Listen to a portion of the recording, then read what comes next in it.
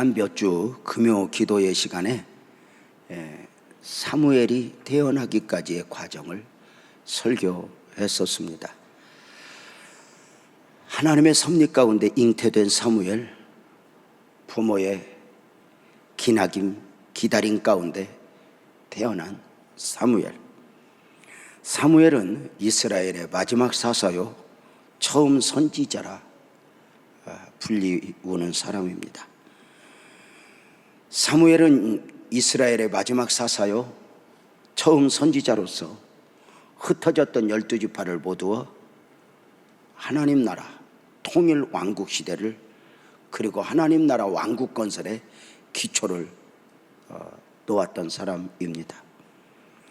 사무엘은 이스라엘의 초대왕 사울 그리고 다윗의 머리에 기름을 부어 왕으로 사명을 감당하게 했던 위대한 선지자입니다. 마치 신약에 예수님 오시기 전에 길 닦는 자로의 사명을 감당했던 세례 요한처럼 사무엘은 왕국 건설의 밑부리의 사명을 잘 감당한 사람이라 할 수 있습니다. 그 사무엘의 시작은 어떠했을까? 사무엘상 2장은 지난 시간에 묵상했던 한나의 찬송과 기도에 이어 두 가정 그리고 두 가정의 자녀들이 소개되고 있습니다. 사무엘과 그의 부모의 이야기, 그리고 제사장 엘리와 그 자녀들 이야기입니다. 아시는 대로 사무엘과 한나의 가정은 최고의 축복으로 결정이 났고, 제사장 엘리와 자녀들은 불행의 가정으로 결정이 나고 말았습니다. 놀라운 것은 두 가정의 자녀들이 결국은 너무도 달랐지만 같은 환경, 같은 울타리 안에서 성장했다는 것입니다. 같은 환경, 같은 울타리 안에서 성장한 자녀들이, 한 자녀는 최고의 축복으로, 또 한 자녀들은 멸망의 저주로 끝을 맺고 있는 것입니다. 분명한 것은 더 좋은 환경이어서 축복의 사람으로, 또 나쁜 환경이어서 저주의 자녀로 성장하는 것이 아니라는 것입니다.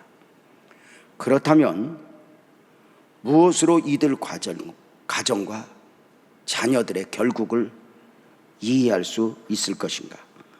오늘 말씀 안에서 해답을 찾아야 할 요인이고 붙들과 함께 기도해야 될 요인입니다. 어릴 적 사무엘의 시작을 보면 사무엘은 어릴 적부터 이렇게 드려진 자로 살았습니다. 하나님 앞에 드려진 자입니다. 세상에 드려진 자가 아니라 하나님 앞에 드려진 자로, 이렇게 말입니다. 사무엘은 부모의 서원 가운데 잉태되었고 태어났죠. 사무엘상 1장 11절을 보게 되면 한나의 부모가 서원하여 이르되 만군의 여호와여 주의 여종의 고통을 돌보시고 나를 기억하사 주의 여종을 잊지 아니하시고 주의 여종에게 아들을 주시면 내가 그의 평생에 그를 여호와께 드리고 삭도를 그의 머리에 대지 않겠습니다. 무슨 말씀이죠? 나실인으로 평생 하나님 앞에 드려진 자로 살게 하겠다는 것입니다. 이렇게 태어난 사무엘이 때가 되매 부모의 서원대로 하나님 앞에 드려지게 되니 1장 28절에 보면 그러므로 나도 그를 여호와께 드리되 그의 평생을 여호와께 드리나이다 하고 그가 거기서 여호와께 경배하니라 입니다. 나도 라는 말씀을 볼 때 바로 하나님 앞에 드려진 사람은 사무엘만이 아니었다는 사실을 알 수가 있습니다. 당시 오늘날로 말하면 이 하나님의 성전 실로 회막을 섬겨야 될 사람이 많이 필요하게 되면서 많은 어떤 면에서 소수인지 다수인지는 모르지만 분명한 것은 함께 드려졌고 함께 거기서 여호와께 경배했다는 사실을 확인하게 됩니다. 하나님 앞에 드려진 사무엘은 사무엘 자신의 의지와 상관이 없었습니다. 사무엘은 자신도 알지 못하는 가운데 부모를 통해 하나님께 드려진 자가 되었을 뿐만 아니라, 자신도 부모도 알지 못하는 가운데 이미 사무엘을 섭리하신 하나님은 그를 통하여 왕국 건설의 기초를 놓기로 작정하셨던 것입니다. 자주 드리는 말씀이지만 사무엘 안에는 사무엘만이 알고 있는 사무엘이 아니라 하나님만이 알고 있는 사무엘, 사무엘이 원하는 사무엘 말고 하나님이 원하시는 사무엘이 담겨 있었으니 선택의 여지가 없었습니다. 어찌 사무엘뿐이겠습니까? 저와 여러분 또한 수많은 갈등 가운데 있을 수는 있지만 여기에는 우리의 선택이 아닙니다. 이미 우리는 하나님 앞에 드려진 자로 삶을 살아내야 하는데, 사무엘은 그의 부모의 서원과 함께 하나님 앞에 드려진 가운데 성장해야 했는데, 어미 품에서 성장하던 사무엘이 드려진 당시 그 공동체, 회막의 환경은 어떠했을까? 사무엘상 2장 11절에 보면 엘가나는 라마의 자기 집으로 돌아가고 그 아이 사무엘은 제사장 엘리 앞에서 여호와를 섬겼다, 이렇게 말하고 있습니다. 엘리 앞에서입니다. 문제는 이 엘리 앞에서입니다. 이 한마디로 사무엘이 성장해야 하는 최악의 환경을 우리로 하여금 상상하게 합니다.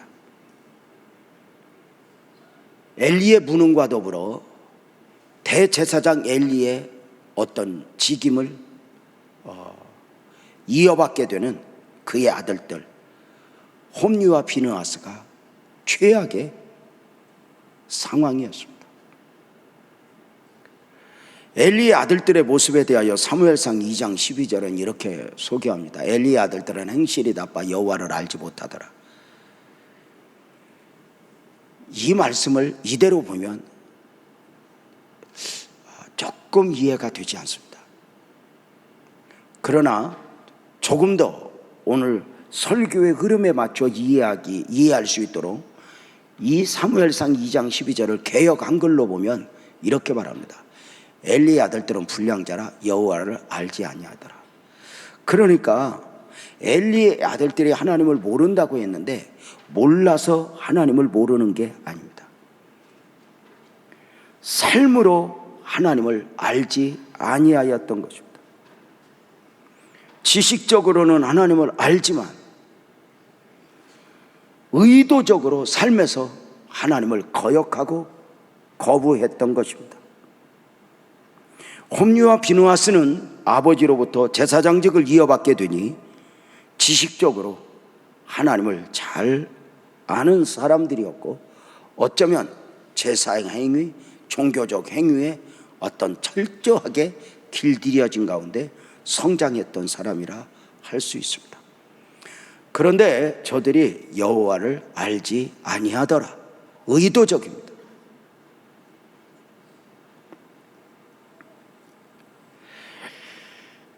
의도적으로 하나님을 거부하는 자녀들로 성장하면서 제사장직만 물려받은 것입니다.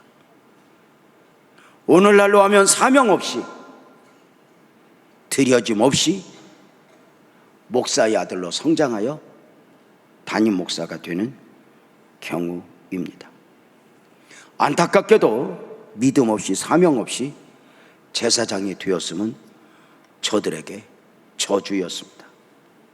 그리고 많은 사람들, 많은 성도들에게 아픔이었으니, 이런 엘리의 아들들이 어떻게 하나님을 거역했고 하나님을 의도적으로 거부했는가? 안타깝게도 엘리의 자녀들로서 제사장이 된 저들은 무디어질 대로 무디어진 가운데 어떤 면에서 죄에 대한 기준이 상실된 가운데 성물에 손을 대기 시작합니다. 삶으로 여호와를 알기를 거부한 엘리의 아들들이 성물에 손을 대는 모습을 우리가 사무엘상 2장 13절에서 보면, 잘 보십시오. 그 제사장들이 백성에게 행하는 관습은 이러하니 곧 어떤 사람이 제사를 드리고 그 고기를 삶을 때에 제사장의 사환이 손에 세 살 갈고리를 가지고 와서, 무슨 말인가 알겠죠? 옛날에 거름더미 이렇게 쇠고랑으로 탁 떠서 올리던 그 세 살 갈고리를 가지고 오니, 어떤 성도가 제사를 드리고 그 고기를 삶을 때에 제사장 사환이 이 세 갈고리를 가지고 왔는데, 여기에서 우리가 주목해야 될 단어는 관습이라는 단어입니다. 오늘의 교회와 목사님들이 두렵고 떨림으로 유념해야 될 말씀입니다.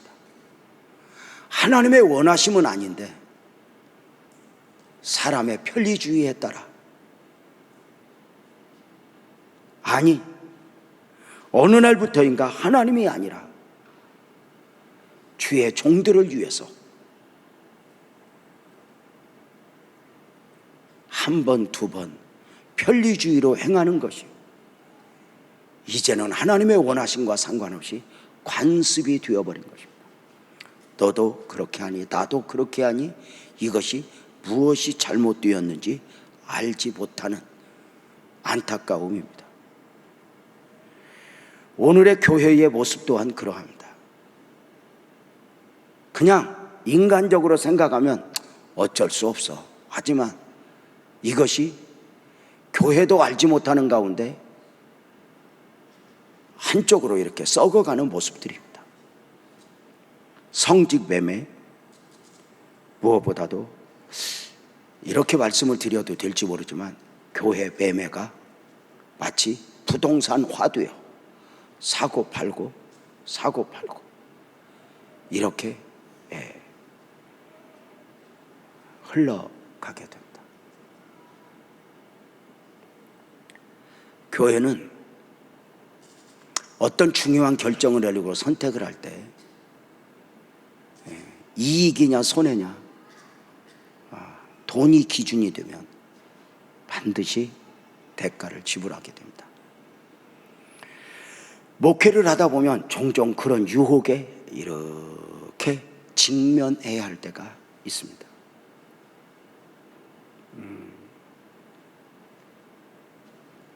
근래에 지금 우리 교회 앞에 이 소아병원이 지금 건물이 지어지고 있습니다. 이제 아마도 이 안산에 이 소아과 병동으로 아마 처음이라 들었는데 이렇게 들어서게 되면서 이제 우리는 모르는데, 예를 들어서 이런 전문직 중에 이렇게 약국을 하시는 분들이 이 옆에 어디에 약국을 세울까 하다가 우리 그 건물 짓는 옆에 우리 주차장 건물이 하나 이렇게 아래층에 이렇게 별로 사용하지 않는 가운데 그 건물을 보면서 어떤 한 약사분이 계속해서 아마도 우리 사무실을 통해서 이것을 좀 임대해 줄 수 없냐. 그 방법은 안 됩니다. 이것은 교회로 이렇게 교회 이름으로 등록이 되어 있기 때문에 취득세를 내지 않았습니다. 만약에 당신이 이걸 임대를 하려면 거절하려고 사무실을 통해서 약 9천만 원의 세금을 내야 됩니다.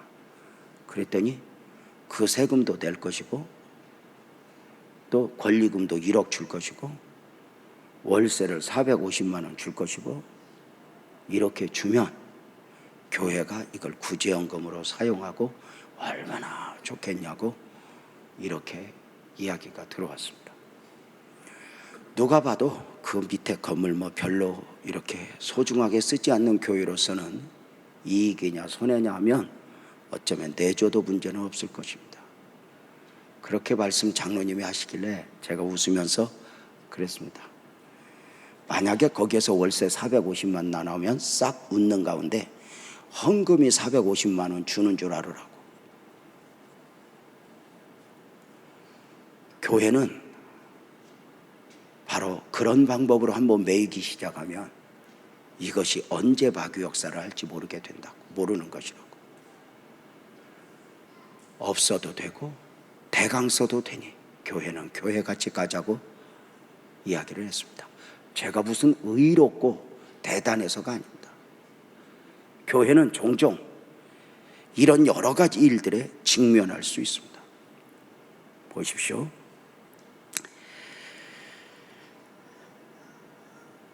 엘리의 아들들이 어느 정도 악해졌는지 볼까요? 제사장의 사환이 3살 골고루를 가지고 와서 어떻게 하냐면 사무엘상 2장 14절에 보면 그것으로 3살 고리로 냄비 하나 솥하나 큰 솥하나 가마에 찔러 넣어 푹 찔러 넣어서 갈고루에 걸려 나오는 것은 제사장이 유재명 목사가 자기 것으로 가지되 실로에서 그곳에 온 모든 이스라엘 사람에게 이같이 할 뿐 아니라 이제 한두 명에게 하다가 이제는 모든 사람의 재물에 손을 대기 시작하는 경우입니다. 이것이 관습이 되었다는 것입니다. 무서운 것이죠. 이 관습이 어느 정도의 타락으로 이어지는지 어느 정도 악해지는지 한번 볼까요? 2장 15절 16절인데요 이제는 기름을 태우기 전에도, 이 말은 무슨 말이에요? 그동안은 제사를 드리고 나서 이제 어떤 면에서 교회 안에 어떤 운영 또는 성도들 이렇게 함께 나눌 이 화목제물을 손을 댔지만 이제는 기름을 태우기 전에도 하나님 앞에 드리고 전에도 제사장의 사원이 와서 제사 드리는 사람에게 이르기를 제사장에게 구워드릴 고기를 내라. 우리 제사장이 삶은 고기는 별로 안 좋아한다. 이제 질려서 이제 숯불에 좀 구워야겠다. 그러니까 내라. 그러니까 하나님 앞에 드리기 전에 이걸 가져가는 겁니다. 그러니까 내게 삶은 고기를 원하고 날 것을 원한다. 이렇게 이제 원합니다. 이때 그 사람, 제사 드리러 온 사람이 이르기를 안 된다. 하나님 앞에 먼저 드려야 된다. 기름을 태운 후에는 네 마음대로 어떻게 하든지 나는 이렇게 할 거다. 이렇게 하면 그 제사장의 사원이 이렇게 말한대요. 그가 말하기를 아니라 지금 되라. 그렇지 아니하면 내가 억지로 빼앗으리라. 무섭지 않아요? 교회가 물질 중심으로 무너지기 시작하면 어디까지 무너질 수 있는지,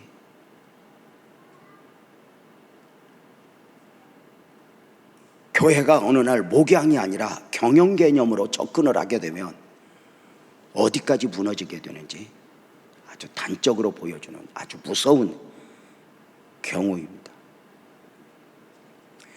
처음에는 제사를 드린 후에 이제는 화목제물 또는 어떤 제물이 교회 운영에 또 수고하는 사람들의 양식으로 쓰여지는 것을, 그 중에 어떤 제일 좋은 것은 유재명 목사가 가져간다. 이건 또 뭐 그럴 수 있다고 봐. 그러나 그것이 굳어지면 나중에는 어떻게? 하나님 앞에 드려지기 전에 하나님의 것을 손대고 손대도 어느 날부터인가 양심의 화인마저, 이것이 가책마저 없어지는 어느 날 관습이 되는 거죠. 인간적으로 그럴 수밖에 없어. 죄송하지만 오늘날의 한국교회가 큰 교회만의 문제가 아니라 이런 소규모의 작은 교회도 함께 받들어 잘 섬기던 교인들을 다 떠나가게 하고 그 교회를 매매해서 하나님 돈인지 내 돈인지 모르고 사용하게 되는 경우들이 참 많이 있습니다.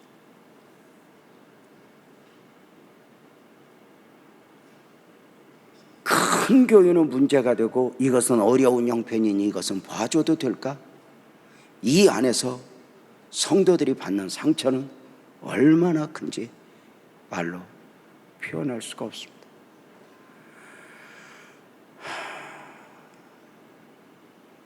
교회는 교회여야 합니다. 하나님 중심에서 무너지게 되면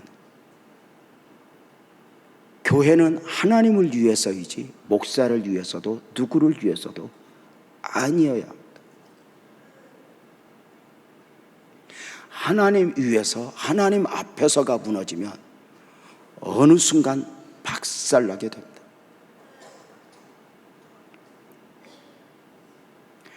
제사장들의 타락인데 이게 무서운 것이 뭐냐면 이 제사장들의 타락을 앞장서 도우는 사람이 있으니 제사장들의 사환입니다. 그들이 앞장서서 우리 제사장님은 이제 구운 고기를 먹어야 된다. 옛날부터 있는 사람은 불고기를 먹었나 봐. 구운 고기를 먹어야 된다. 그 삶은 뒤에는 안 된다. 그러니 날 것을 내놔라. 하나님 앞에 드리기 전 내놔라. 안 됩니다. 하나님 앞에 드려야 됩니다. 드린 뒤에는 당신들 아니면 뺏어가겠다 이렇게 말합니다. 이 사환들이 누구입니까? 오늘날로 말하면 죄송하지만 큰 교회 목사 주변에서 먹고 사는 사람들입니다. 교회는 섬기는 곳이지 교회를 업으로 삼게 되면 삼가 두렵고 떨림으로 자신을 살피지 않으면 어느 순간에 나 자신도 모르게 옳으냐 그르냐가 아니라 어느 날부터인가 누군가를 위한다는 명목으로 무너지게 되는 경우들이 있다는 것입니다. 저는 제가 의로워서 이런 설교를 하는 것이 아니라 이렇게 순서대로 하다 보니 이런 말씀이 나오면서 마음이 개인적으로 무겁고 저도 저 자신을 지켜내야 하기에 두렵고 떨림으로 이런 말씀을 이렇게 이제 있는 그대로 확인하게 되는 것입니다. 교회는 목사의 소유가 아닙니다. 교회는 누구도 소유권을 주장할 수 없습니다. 오직 하나님 외에는 누구도 말입니다. 안타깝죠?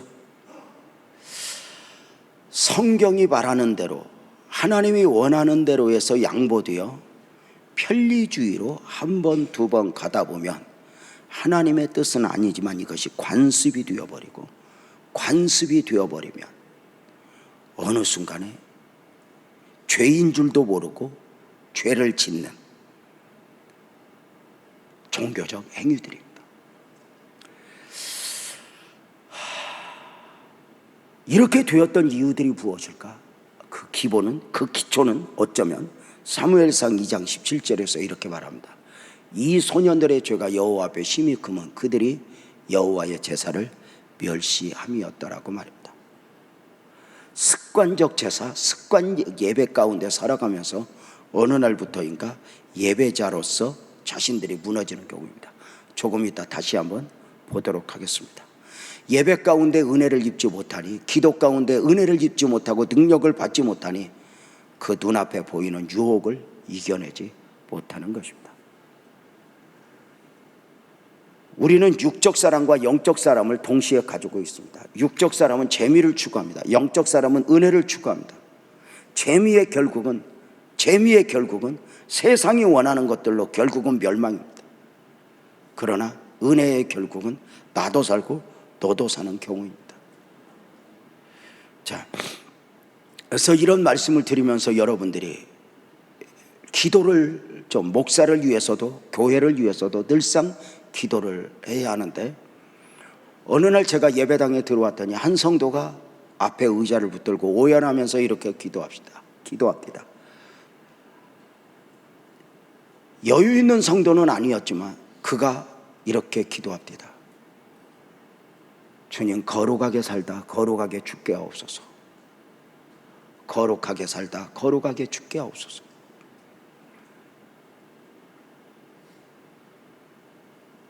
결과는 모르겠습니다. 그러나 저런 기도를 할 수 있다는 것이 얼마나 큰 축복인가. 저는 목사인데 제가 기도하는 그 성도 이렇게 물끄러미 보면서 나 자신은 저렇게 기도할 수 있을까? 저렇게 기도해야 되겠다. 거룩하게 살다 거룩하게 죽게 없어서 대중기도회는 그렇게 할 수 있습니다. 그러나 개인으로 목소리를 높이며 마치 이것이 우리 집에 누가 병든 자가 있는 것처럼 주여 나로 하여금 거룩하게 살다 거룩하게 죽게 하옵소서 몸부림쳐 부르짖는 그렇게 기도할 수 있다는 것 자체가 얼마나 큰 축복이고 얼마나 은혜인가.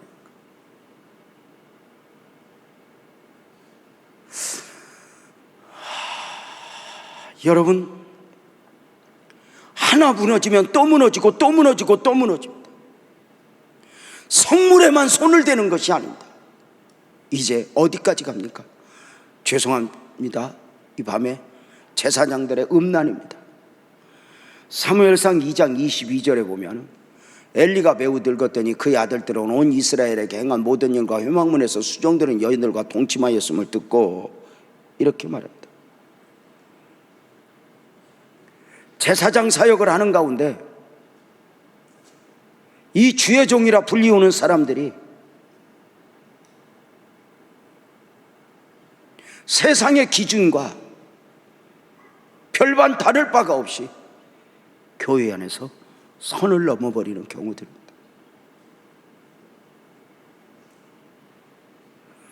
교회 안에서 절대로 성적 기준이 가벼워지면 안 됩니다. 그 선을 넘게 되면 작은 것들이 반드시 문제화될 수 있습니다.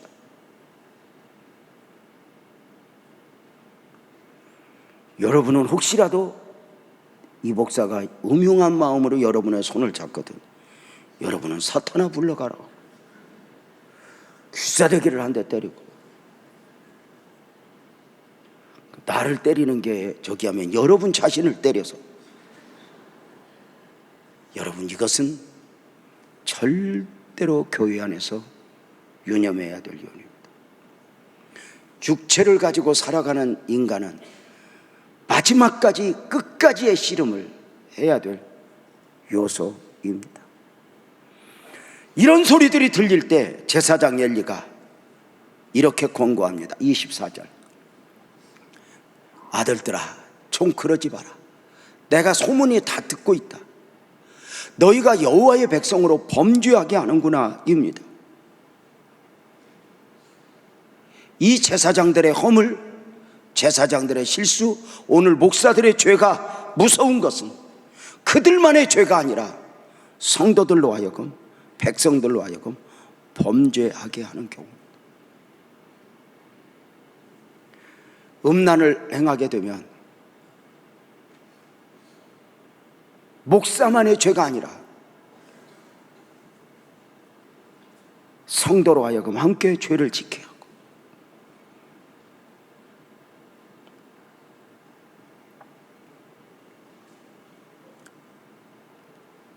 또 이 소문을 들은 이들로 하여금 불평하고 판단하게 하는 가운데 제사장들을 정죄하고 누군가를 정죄하며 함께 어두운 가운데 빠지게 되는 거예요.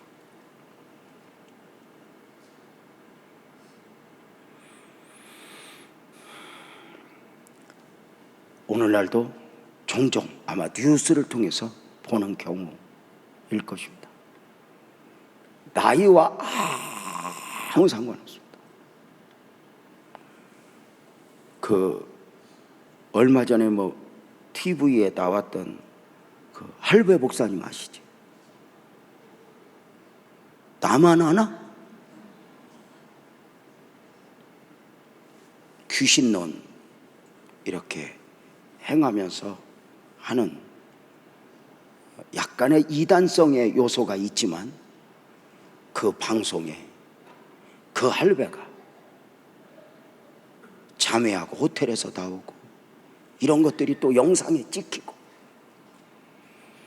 여러분 얼마나 이런 것들이 무서운지 몰라. 교회가 목사와 장로님들 이렇게 보이지 않는 완력 이런 가운데 주도권 다툼 이런 걸 휘말리게 되면 성도들로 하여금 얼마나 범죄하게 해요.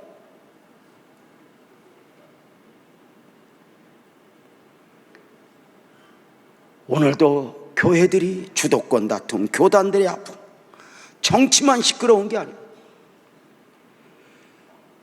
정치가 이만큼 힘들어지면 교회는 밑바닥에 더 썩어 있어요. 그 기준들이 다 흐려져 있어요. 목소리를 높이는 사람은 많지만 이미 옳고 그름은 없어요. 왜요? 사람은 보이는 대로 보는 것이 아니라 보고 싶은 대로 보고, 들리는 대로 듣는 것이 아니라 듣고 싶은 대로 들어요. 이게 인간의 죄성이죠.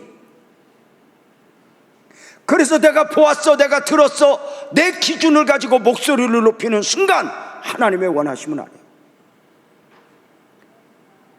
이미 우리는 오염되어 있어요. 그래서 내가 옳다 생각하는 것도 삼가 두렵고 떨림으로 잠잠하지 않으면 아니 되는 것이죠. 교회 안에 정치바람이 들어와서는 안 되는 이유예요. 좌파니 우파니 누가 옳으니 그르니 안 돼.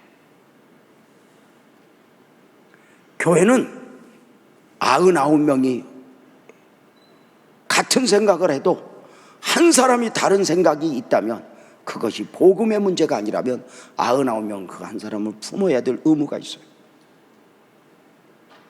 우리가 이상이 같고 생각이 같아서 보인 게 아니에요. 딱 하나, 복음 안에서 보였어요. 이거 외에는 그 어떤 이유로도 하나를 깨면 안 돼요. 결국 저들의 죄성에 대하여 성경이 무엇을 말하고 있습니까? 사무엘상 2장 25절을 한 목소리로 한번 읽어봅시다. 시작. 사람이 사람에게 범죄하면 하나님이 심판하시려니와 만일 사람이 여호와께 범죄하면 누가 그를 위하여 강구하겠느냐 하되 그들이 자기 아버지의 말을 듣지 아니하였으니 이는 여호와께서 그들을 죽이기로. 아버지가 간곡하게 권고해도 듣지 않아. 그 이유는 여호와께서 그들을 죽이기로 뜻하셨습니다. 이렇게 말씀하셔요. 하나님이 죽이기로 작정을 하셨기 때문에 이게 아니에요. 하나님이 저들을 포기했어요. 여러분, 모든 사람에게 있어 죄송하지만 가장 큰 저주는 가난도 아니고 병든 것도 아니고 딱 하나입니다. 하나님의 포기입니다.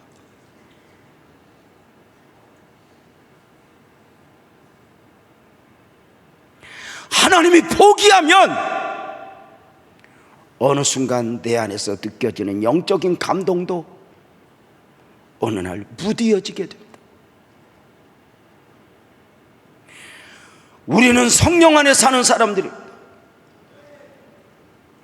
그래서 기도하지 못하면 기도해야 하는데 거룩한 부담이,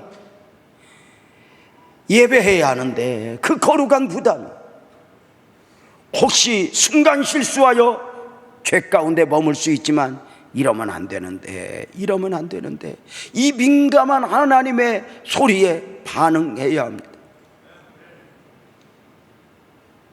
이것을 한 번, 두 번 외면하게 되면 어느 날부터인가 굳어져서 그 느낌마저 없어지게 됩니다. 이것이 그냥 없어지는 정도가 아니라 이미 나 자신도 모르게 세상 관습에, 세상 삶에 깊숙이 들어가 있게 됩니다. 죄라고 느껴집니까? 그 죄라고 느껴지는 것들이 아직 조절 능력이 있고 절제가 가능하다면 여러분 빨리 절제하셔야 됩니다. 죄라는 건 얼마나 무섭냐면 우선은 내가 즐기지만 어느 순간부터는 그 죄가 끌고 다닙니다. 그리고 나 자신이 그 죄 앞에서 거절할 능력, 조절할 능력도 상실한 채 끌려다니게 되는 겁니다.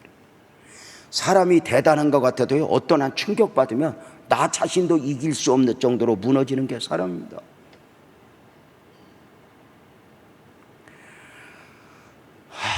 사랑하는 여러분,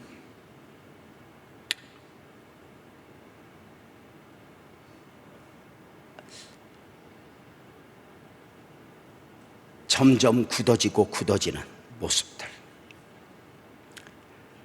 그 이 최악의 환경에서 사무엘이 어떻게 성장을 해갔는가. 정말 그 쓰레기 더미 위에서 이렇게 꽃이 피듯 그 최악의 환경 속에서 사무엘이 어떻게 성장했는가. 엘리 아들들과 전혀 다른 모습인데요, 사무엘상 2장 11절에 보면 엘가나는 아내의 집으로 돌아가고 그 아이는 제사장 엘리 앞에서 여호와를 섬겼다. 18절에 보면 사무엘은 어렸을 때에 세마포 옷을 입고 여호와 앞에서 섬겼더라, 이렇게 말합니다. 사무엘은 어릴 적부터 그냥 하나님을 믿는 아이가 아니라 하나님을 섬기는 아이로 성장했습니다.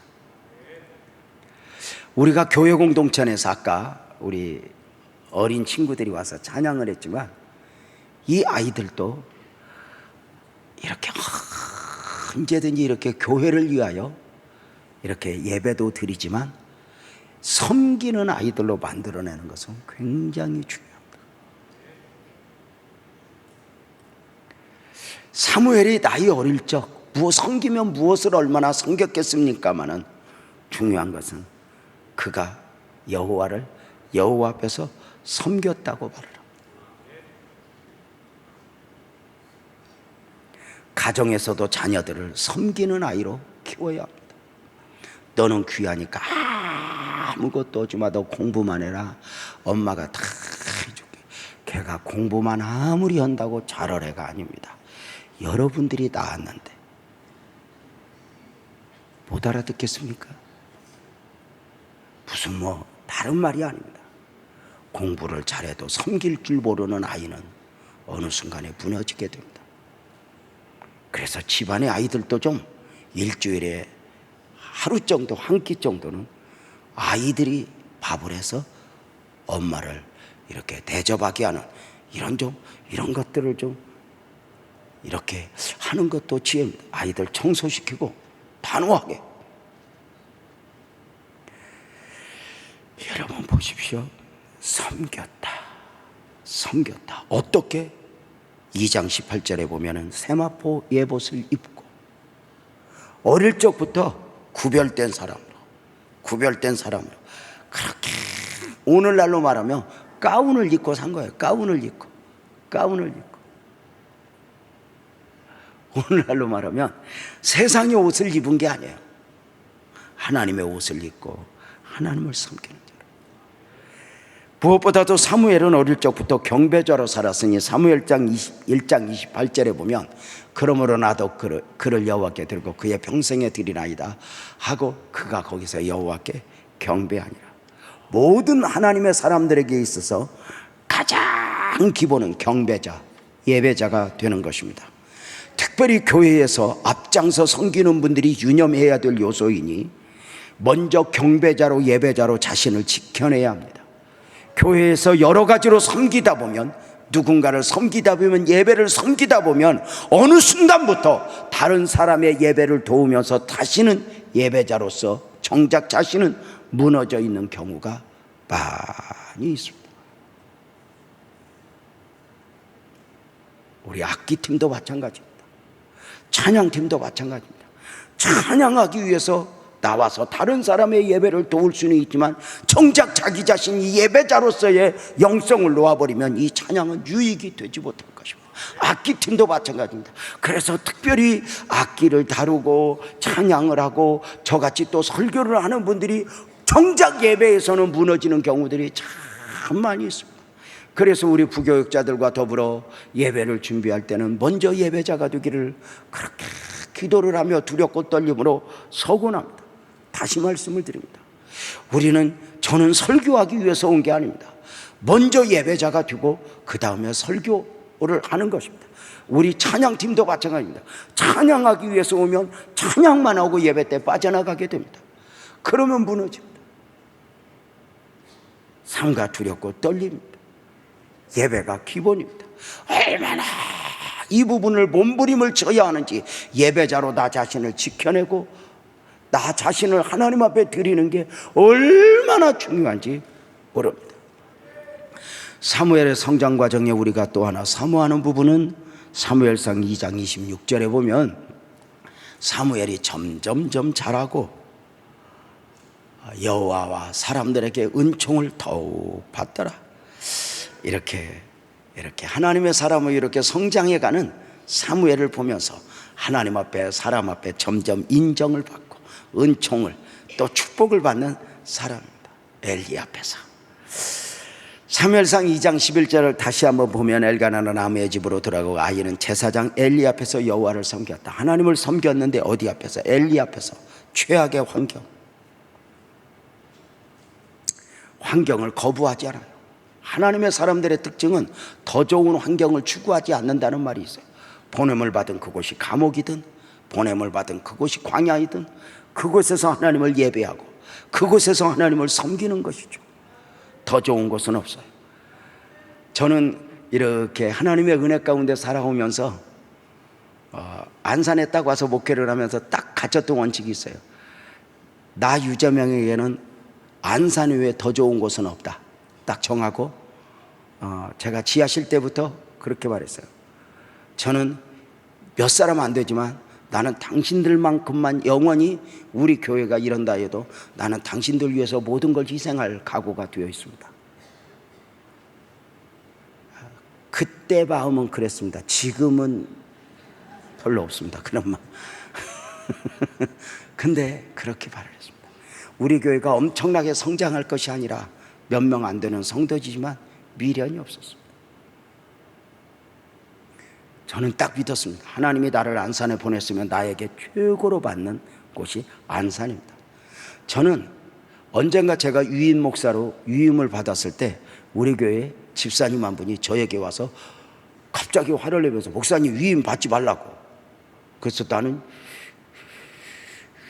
이 집사님이 나를 지금 뭐라고 그러는 거야. 그랬더니 내가 얼마나 좋아하는 말을 하는지. 목사님은 안산에 계실 분이 아닙니다. 목사님 강남 스타일입니다.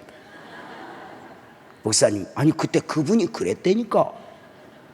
그러면서 유임 받지 말고 목사님 때가 되면 한 번쯤 꿈을 펼치십시오. 그래서 죄송합니다 집사님, 말씀은 고마운데 저는 이곳 안산에 보냄을 받았고 이곳에서 뼈를 묻어야 됩니다. 저는 다른 데 미련 없습니다. 그리고 이곳이 꿈입니다라고 이야기했을 때 목사님은 그릇이 너무 작은 게 문제라고 이렇게 이야기를 했습니다. 아무 상관없습니다.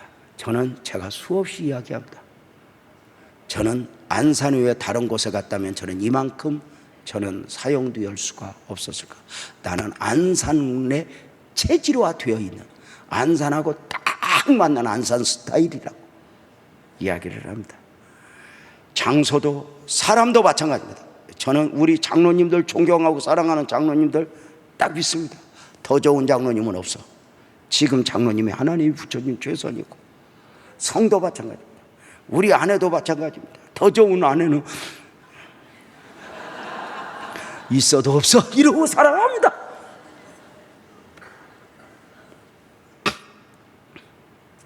우리 아내는 나를 보면 어디가 아프다고 그럴까 이렇게 계산을 하는 것 같습니다.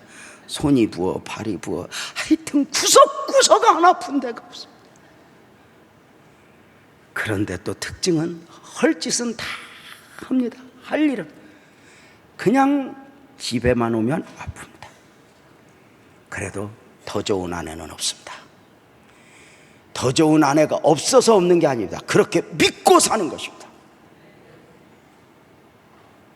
하나님은 울타리 안에서 축복하지 울타리 밖에서 축복하는 분이 아닙니다. 드려진 사무엘, 여러분 대단하지 않아요? 한나의 믿음과 순종을 간단하게 보고 우리 기도할까요? 여러분 우리가 한나 생각해 보세요. 여러분 같으면 그 최악의 환경에 있으면 아이 계속 거기 두겠어? 아니면 빼서 다른 교회로 갖다 놓겠어? 어려울 것입니다. 근데 그렇게 저는 정말 제가 보는 성경 속에서는 늘 그랬습니다. 하나님은 어디를 내가 특별하게 장소를 뭐 어떤 더 좋은 이것을 펼쳐야 복을 주는 분이 아니라 작은 그릇 안에도 지구를 담을 수 있는 분이다. 외형이 커야 큰 그릇이 아니라는 것입니다. 여러분 어떠세요? 사무엘은 부모의 서원 가운데 잉태되고 태어났다는 거 아까 보셨죠? 사무엘상 1장 11절 다시 한번 볼까요? 서원하여 이르되 만군의 여호와여 만일 주의 여종의 고통을 돌보시고 그 나를 기억하사 주의 여종을 잊지 아니하시고 주의 여종에게 아들을 주시면 내가 그의 평생에 그를 여호와께 드리고 삭도를 그의 머리에 대지 않겠습니다. 이 부모의 서원 가운데 태어난 아이 17년 만에 아이를 안았는데 얼마나 예쁘겠어요. 얼마나 귀하겠어요. 그런데 자신을 내려놓고 서원을 지켜요. 1장 28절이죠. 그러므로 나도 그를 여호와께 드리되 그의 평생을 여호와께 드리나이다. 구별된 자로 다시는. 여러분 놀랍잖아요. 한나가 제사장 엘리, 홈리와 비누아스 그곳이 얼마나 최악인 줄 몰라서 사무엘을 거기다 넣었겠어요? 나 같으면 어쩌면 하나님 그 환경이 좀 더 좋아진 뒤에요 이렇게 말하고, 근데 나는 이미 서원했고 하나님 앞에 드리니. 여러분 어떠세요? 부모가 얼마나 자신을 내려놓았고 사무엘 자신도 얼마나 내려놓으면서 성장했는가. 놀라운 게 있어요. 하나님이 손을 대시면, 하나님이 역사하시면 얼마나 위대한 일이 있어지는지 이 밤에 이 축복을 여러분들이 받았으면 좋겠네. 크게 아멘 해봐요. 서원을 지킨 한나에게 어떤 은혜 축복이 있어졌는가. 사무엘상 2장 21절을 보면 여호와께서 한나를 돌보시니 그로 하여금 임신하게 하여 세 아들과 두 딸을 낳게 하셨고 아이 사무엘은 여호와 앞에서 자라니라.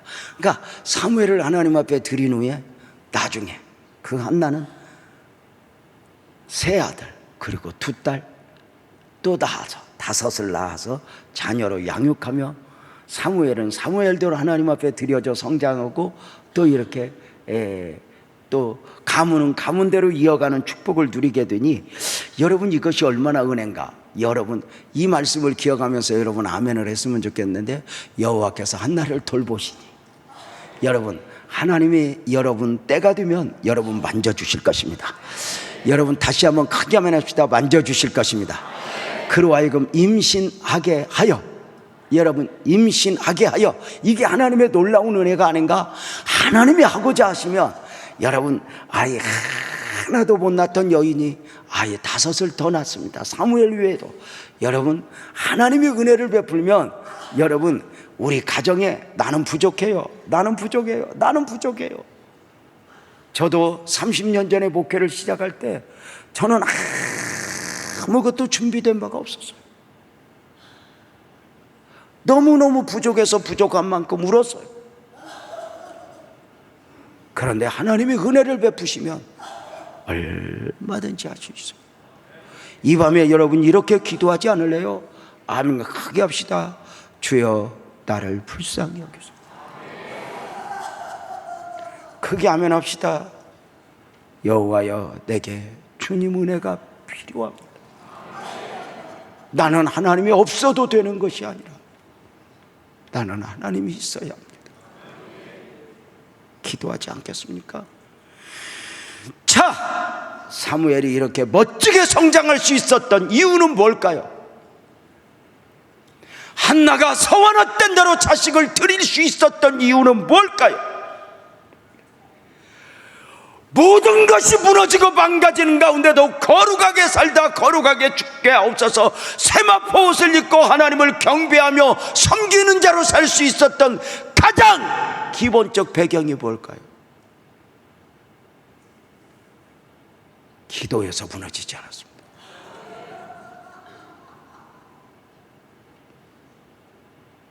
기도를 놓아버리지 않았고 한나는 기도의 사람으로, 그리고 사무엘은 역시 기도의 사람으로 성장하며 이 기도가 쌓여가는데 그 가정을 통해서 하나님의 위대한 역사가 이루어지니 이스라엘 통일 왕국, 하나님 나라 건설의 기초를 쌓게 하는 그 위대한 하나님의 섭리 가운데 저들을 성장시켜 가시는 위대한 하나님의 은혜죠. 이제 말씀을 마치려고 해요. 사랑하는 여러분, 오늘은 특별히 자녀를 위하여, 가정을 위하여, 무엇보다도 하나님, 나를 세상이 뺏어가지 못하도록 하나님이여, 내가 예배자, 기도자, 경배자로 살아내게 하여 주옵소서. 이런 기도를 여러분과 함께 하고 싶은 것입니다. 여러분 크게 아멘 합시다. 하나님 살아계십니다. 하나님이 너무도 사랑스럽지만 하나님이 무서워야 됩니다.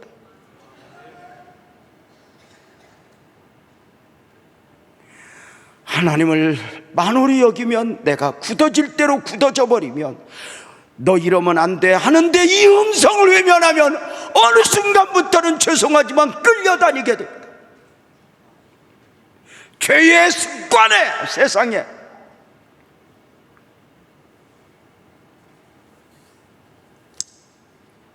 하나님께서 이 마지막 때에 크게 아멘 합시다. 한국교회를 지켜주시고 회복시켜 주시면 좋겠습니다. 그리고 우리 교회를 누구 뭐라고 할 거 없습니다. 우리 교회가 무슨 특별하게 깨끗한 게 아닙니다. 그럼에도 불구하고 방향을 잡고 가고 싶은 것입니다. 여러분, 저는 오늘 사실 이 말씀을 준비하면서 조금은 무겁기도 하고 어떻게 설교해야 할까 붙들고 기도도 했지만, 제가 의로워서, 누구보다 어떤 목사님보다 의로워서 이 말씀을 전한 게 아닙니다. 그냥 순서대로 전하다 보니 이 말씀을 접하게 됐고, 이 말씀 앞에서 저 또한 긴장을 하며 하나님을 바라는 것입니다. 무엇보다도 한나가 그렇게 대단해 보입니다. 아들을 하나님 앞에 드리고 아이 셋과 아들 셋과 딸 둘을 더 축복으로 낳는 과정을 한번, 그냥 5명을 한꺼번에 낳았겠어? 5명 나왔네. 5 쌍둥이 나왔겠어? 한 명 한 명 나올 때마다 얼마나 울었겠고 얼마나 감사했겠어. 주님의 손을 대시며 우리 아멘 합시다. 예배에서 회복되고 기도에서 회복되고 주님이 살아계신다고 믿으면 아멘. 우리 그 마음으로 우리 오늘 조금 기뻐해야 되는데, 옆에 사람 손 한번 잡고 우리 오늘 은혜 받았습니다. 승리합시다. 자, 우리 찬송합시다. 찬송. 우리 나의 소원은 이렇게 들었던 적이 있었던 찬송인데요. 이 찬송 한번 하도록 하겠습니다. 찬송합니다.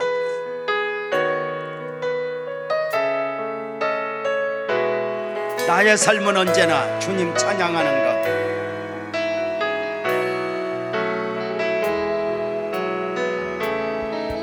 나의 삶은 언제나 주님 찬양하는 것. 고난을 당할 때도 주님 찬양하는 것.